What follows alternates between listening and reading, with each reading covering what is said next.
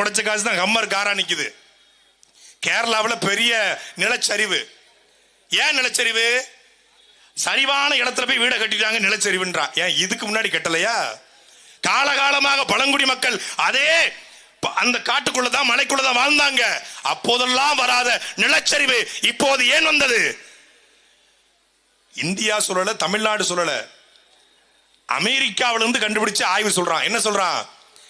அதிகமான மலைகளை தென் மாநிலங்களை உடைப்பதனுடைய காரணம் தான் கேரளாவுடைய நிலச்சரிவு என்று அமெரிக்காவிலிருந்து சொல்றான். நீ கேரளாவில் இந்த மலையை வெட்டும் போது நாங்க கத்தணும், கதறணும். கேரளாவில் இருக்கிற மலையை கொண்டு போய் விளிங்கத்தில் துறைமுகம் கட்டுறீங்களப்பா. ஒட்டுமொத்தமான இந்த புவியியல் அமைப்பை மாறி போயிருந்தா தென்மேலுக்கு பருவக்காற்று தோன்றுவதே இந்த கன்னியாகுமரி மலையிலிருந்து தான் சொன்னோம். காதலே வாங்கல.